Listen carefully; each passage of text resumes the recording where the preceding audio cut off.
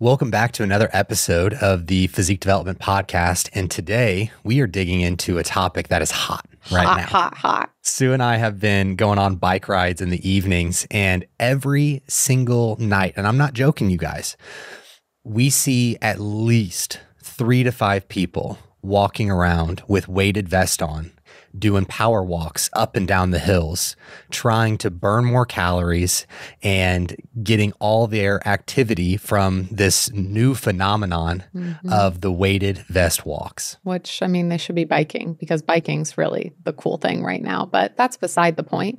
I know a lot of people have probably been seeing on Instagram and even seeing that Peloton actually just launched their weighted vest walking classes. Yeah, we're going to get into all of that within what Peloton is offering, what our thoughts are. And because of all of the information we're seeing on Instagram and how popular it's been where we've been riding around with bikes, I thought it would be important for us to dig into the research and see what the legitimacy of some of these very strong claims have been made on these walks with the weighted vest by specifically Dr. Mary Claire on Instagram, or Dr. Haver, I think is the person that I've seen do the most content and support and claims that have been made from research specifically. And naturally, as coaches, we start getting questions from clients as well, and really being able to understand, is the hype worth it, or should you be incorporating it? And that's something that we're going to be diving into too. Yeah. And last year is when I started the process of using the weighted vest for myself. So taking myself through this process to see truly what the difference was going to be in incorporating the weighted vest. And I think Sue used it a little bit as well.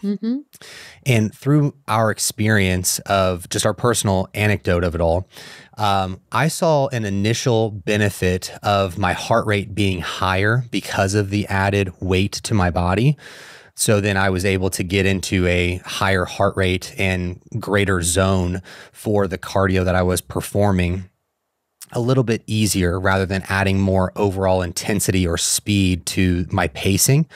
But that quickly tapered off. And then the benefit was quite lackluster for myself personally, where those cardio sessions were anywhere between 30 and 45 minutes. And it was not the only form of cardio that I was doing at the time. I was also running in preparation for a half marathon, and I was using that as more of trying to get more caloric expenditure, more fat loss in relation to my half marathon running was more specific to performance. And I thought it was fine. It was not worth the discomfort overall of just carrying the weight on my shoulders throughout the walks themselves, as well as the restriction that I felt with my breathing, where because of the vest, I felt like my ribs couldn't expand throughout and like breathe as I normally would. And so that was probably the most uncomfortable part. Yeah, I would say that I enjoyed it because for me, I do have a pretty low resting heart rate. And then when I'm walking, my walking heart rate can be pretty low as well. So it was to get into that zone too. And I did find myself getting into that. But exactly what you said of honestly, the discomfort was very offsetting. And I know there's different vests that I could have tried, but the one that we have was just very uncomfortable to wear. And so it made me not want to wear it. But I 100% agree on the breathing. And the other thing is just that because of that weight, a lot of people already have pretty bad posture on a day-to-day basis. And so I feel like adding weight to that when you haven't fixed your posture or your breathing can just exacerbate those issues and causing like neck pain or shoulder pain or lower back pain. So I'd be curious on that aspect when it comes to like the daily user who generally doesn't have the best posture or breathing mechanisms. And it's funny because as we get into the research that I dug into, there's actually a study that looked at what the experience or difference would be like if you wore it all day. And when I thought about wearing that weighted vest all day, no thank you. Did not sound like anything that I wanted to get into. So that's our experience briefly. And the claims that have been circulating of just the benefits that you see with these weighted vest walks is that your bones are going to be stronger, and there's going to be an increase to the bone mineral density. You're going to see an increase to muscle mass and muscle preservation. You're going to see greater fat loss and greater calorie expenditure. And Dr. Haver specifically has claimed that you can reap a multitude of benefits ranging from stronger bones, increased muscle mass, and endurance to improve overall strength, while social media is touting it as this game changer for muscle and bone. Sounds pretty awesome. Yeah, the claims are very compelling. And I want to reiterate all the things Alex just said are claims. We'll go into if they're actually proven or not. But especially for women who understand the importance of maintaining muscle and bone density. And honestly, the logic makes sense on the surface. More load should mean more stimulus, right? So what we wanted to know is, what does the actual research show? So the two studies that I thought that I was seeing cited the most were a study that was done by Shaw in 1998 and a study that was done by Snow in 2000. And these studies, like I said, have been referenced the most, and they did see benefits, but I think that there are some things that people are not fully seeing. And this is where the value of truly getting into the research rather than just seeing these short form videos on Instagram or whatever social media, and they throw up just a tidbit of the study for 3 seconds. And they're like, this study said this study said this. And then you're left in a place of like, well, I trust that person, so I guess that's, true within the paper that they said, when in reality, you get into the paper and you can actually see what was being stated or what was performed. And in these particular studies, the participants wore the weighted vest, but they were doing exercises like squats, lunges, jumps, and step-ups. And then the Snow study specifically ran for 5 years and showed improvements in the femoral neck bone density. That's it. So the research is there and the benefits are documented, but it's not exactly what is being touted as it's walking. You're getting all these benefits from walking specifically. That's not the case. They weren't walking studies. They were doing exercises and plyometric movements. And so with these studies, they are, again, proving that there are benefits with the weighted vest, but we want to dive even deeper to understand that, because it's saying that it's using it as resistance for exercises, and it's not saying that just walking with a weighted vest is able to do that. So I also know that you dove into some even further studies to really be able to see if you could find ones that talked about just walking when it came to wearing that weighted vest instead of also using resistance exercises. Right. And so here's another study that was done in 2007 by Clintrow, and it was a 12-week study on post-menopausal women, and the program included a 20-minute walk at 75% max heart rate, plus 3 sets of squats, lunges, leg lifts, calf raises, crunches, back extensions, and balance exercises. The vest load progressed from 3% to 15% of their total body weight. They saw a decrease in body fat, an increase in fat-free mass, an increase in plantar flexion strength, and a decreased bone reabsorption marker, the NTX. Now, we can't separate within this study what came from the walking and what came from the resistance training and the balance work. And so there's certainly benefit over the 12 weeks, but we also were limited in understanding what the physical activity or the training age of the individuals were from what I had read for that particular study. There was another study that spanned over 32 weeks that was looking at postmenopausal women with osteoporosis from 2003.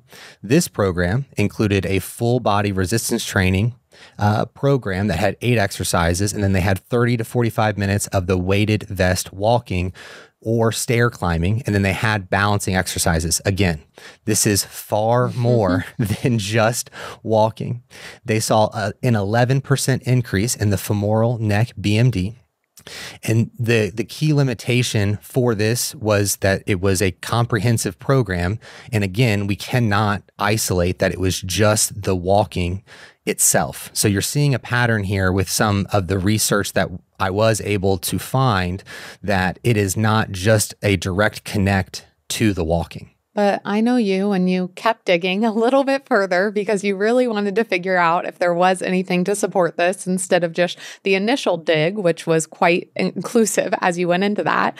So did anyone ever actually compare walking with a vest versus walking without one? Yes, I think I found 3 total, and we'll dig through those. And I'm a proponent of more options. Like, I want there to be as many options of success when it comes to physical activity as humanly possible. So I'm not going into this thinking, man, I want this to not be the case, and I want it to tear it down. Like, I want to be a supporter of whatever physical activity that we possibly can if it gets people active.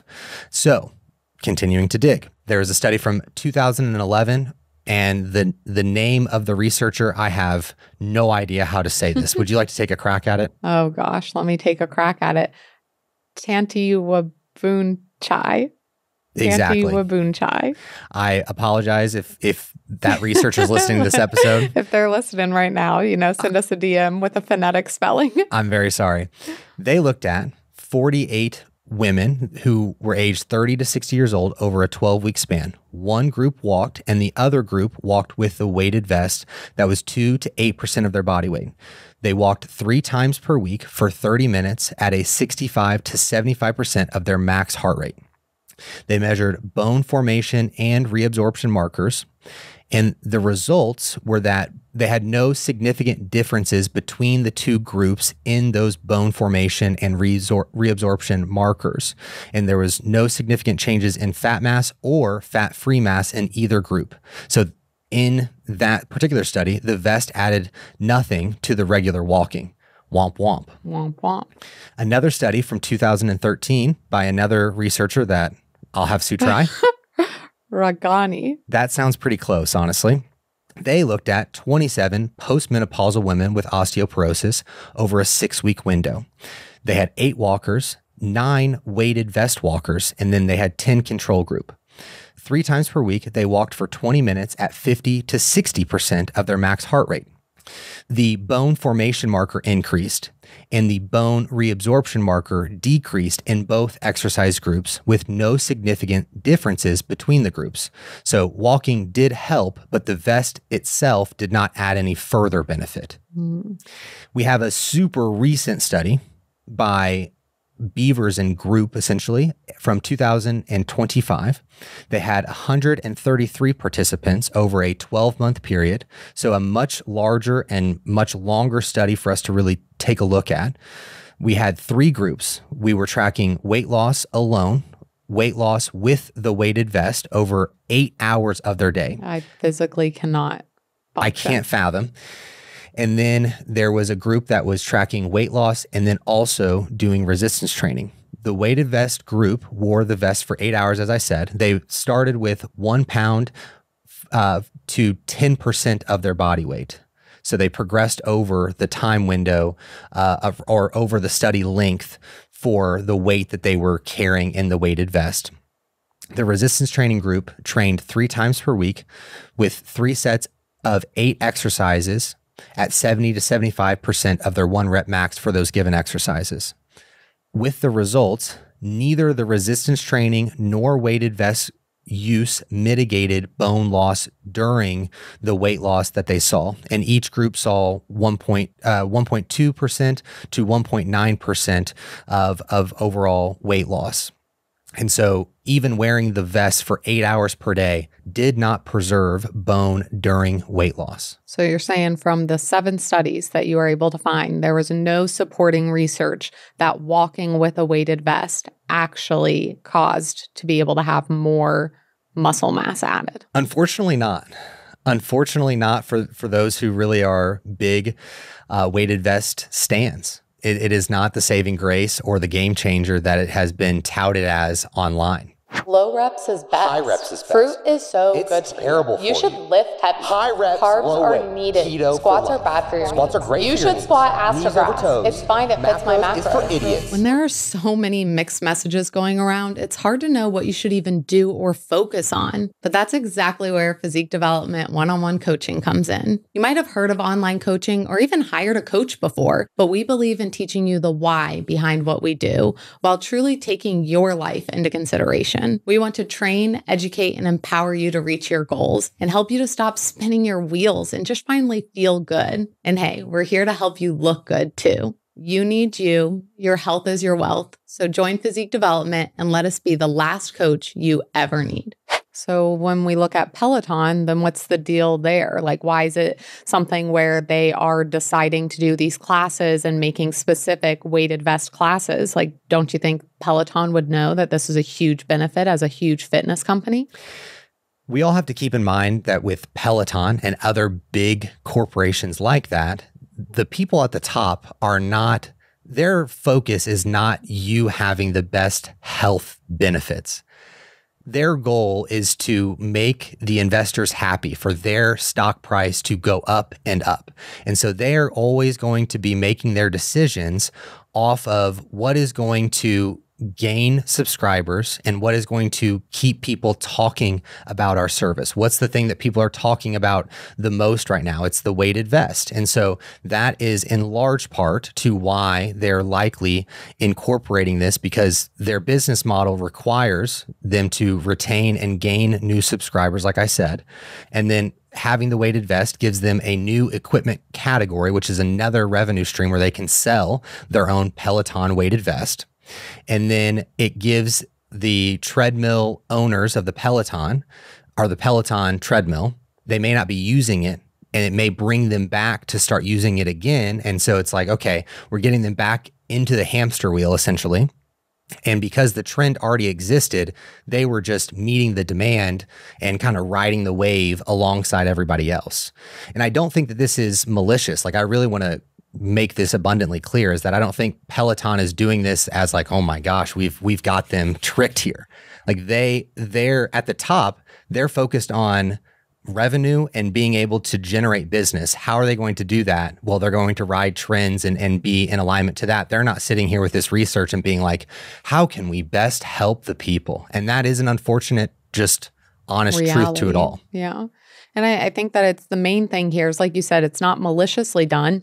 But it does mean we need to separate what's popular and profitable from what the research supports. And this is true across the fitness industry. It's not just Peloton. Information gets simplified as it spreads. So research shows weighted vests work for exercises. It gets simplified to weighted vest work, which then becomes weighted vest walking works, which then becomes that companies create content around it. More content is more visibility and more belief. So it's not malicious, but that's just how information spreads. But for you, the end result is the same. You might spend months doing something that doesn't deliver the results you're expecting, because that's also something within businesses is like, people want something new. And you kind of already mentioned this of like, oh, someone not using their Peloton treadmill, and then this brings them in. It's something new and exciting. Or maybe they were kind of falling off, but this feels like something new and exciting. And we see this with clients a lot of like, they're looking for the next best thing. And so it's very easy to get FOMO. It's very easy to see fit people using something and be like, that's how they got their results. I need to now do that,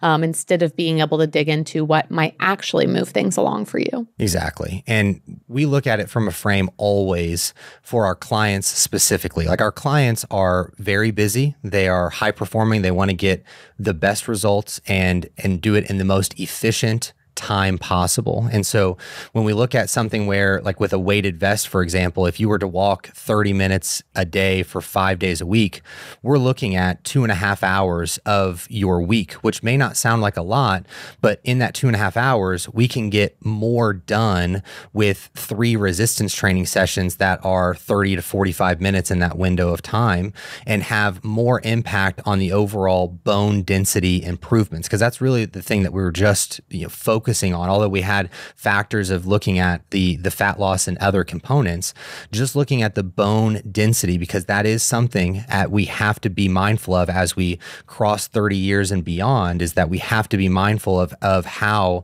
our bone health is trending, and we need to keep the resistance training in place. And the research is extremely clear on that, as I just went through. Yeah. And within not just that bone density, but that muscle density of, as you age, having muscle is only going to help and benefit you. Most of the injuries and lack of mobility that we see in older individuals is due to not having muscle that is going to support their skeleton to be able to continue to move, to do things with their grandkids, to just feel good throughout the day. That's going to come from having not only the bone density, but the muscle density as well. Absolutely. Now let's get into the fat loss claims with the weighted vest, because I think that this is probably the tidbit that everyone is the most attracted to when they're like, oh, I'm going to burn more calories and I'm going to have more fat loss by using this weighted vest on my walks specifically.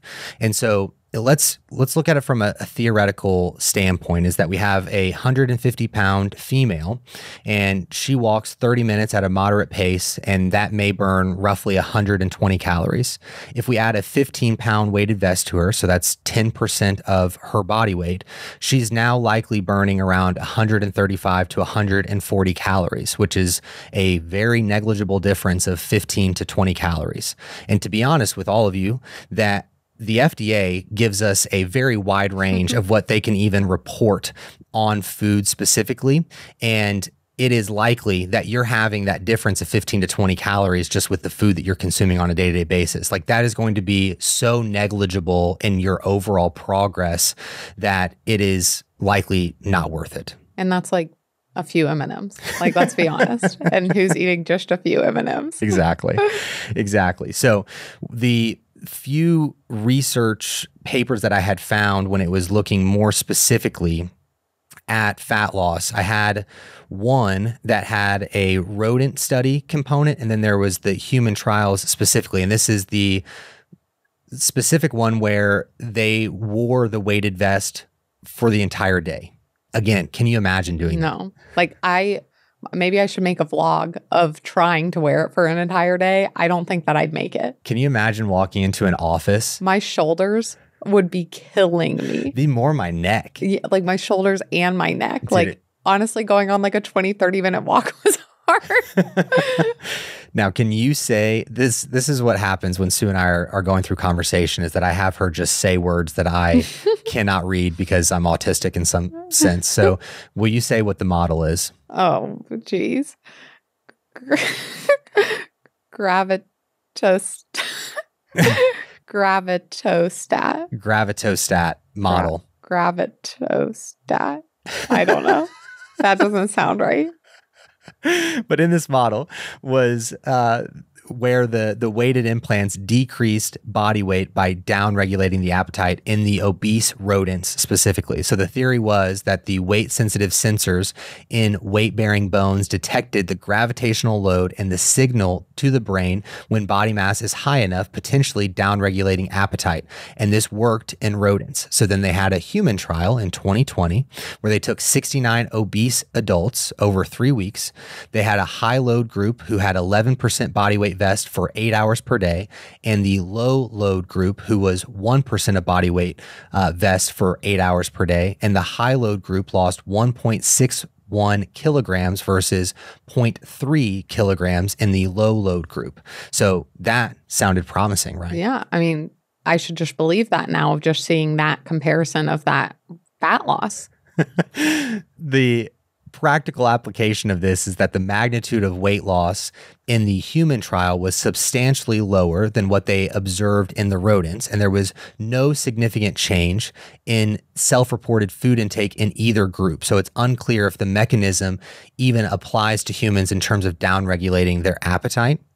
And an implanted weight affecting a rodent 24/7 is not equivalent to wearing a weighted vest for 8 hours, I would say. Mm-hmm. You think we can just implant the weight into a human? And to no surprise, some of the participants in the study reported back pain and general discomfort. I hear you. I totally get it. Another all-day VEST study, if you didn't believe me thus far, done in 2018. They took 37 obese older adults over a 22-week period. There was one group who dieted alone, and then the other group dieted with the weighted vest for 10 hours per day at 1 to 15% of the body weight and progressing over the 22 weeks. The diet group lost 11.2 kilograms. And this part was actually shocking to me. The diet plus the weighted vest group lost 11 kilograms. So somehow they lost less weight. So the vest did not significantly affect changes in body mass, fat mass, or lean mass. And again, they reported back pain and discomfort. So I hope that this is all cleared up if you should use the weighted vest or not for your walks if you're trying to lose weight or get stronger or improve your bone density. Yeah. And you might be like, listen, guys, I hear all the research, but when I wear my Apple Watch, it says I burned way more calories. And that's where we do need to talk about the fact of tracking accuracy, because wrist wearables aren't as accurate as we think we are. Now, am I telling you to throw out your Apple Watch, throw out your Garmin, and never use them? No. But I am telling you to be able to take into consideration that there's been an analysis of 22 studies reported that all wrist wearables inaccurately estimated energy expenditure with a mean error greater than 30% for all brands.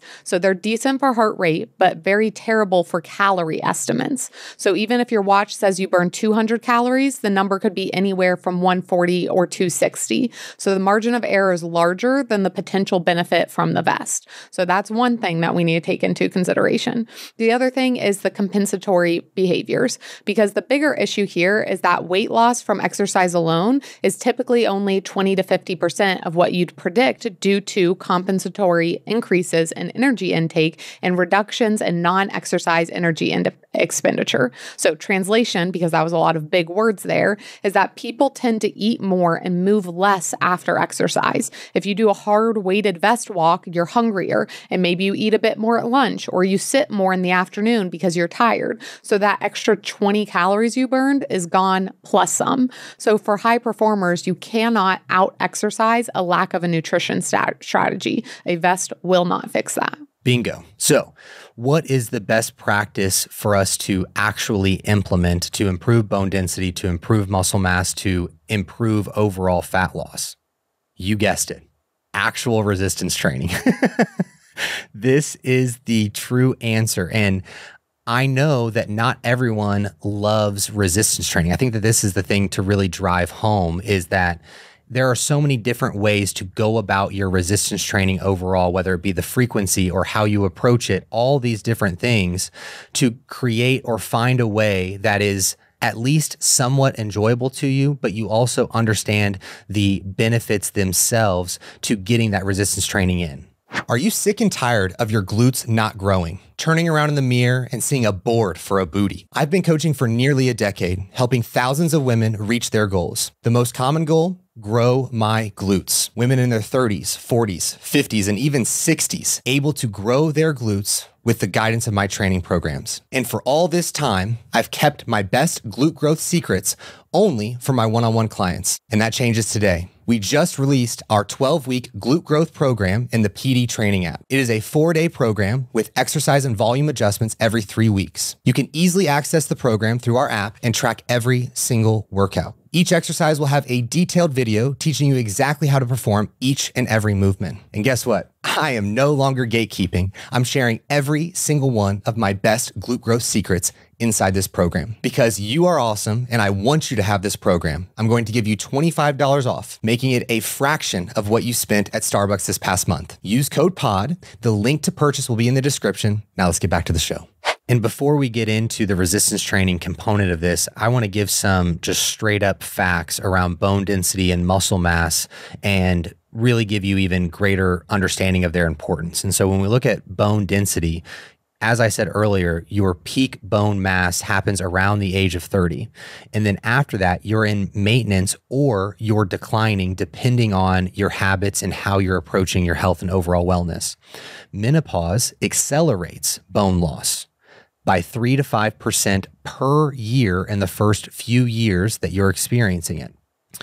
The consequences of that are a greater fracture risk, a loss of overall independence if something is to happen, and then certainly a decrease in quality of life.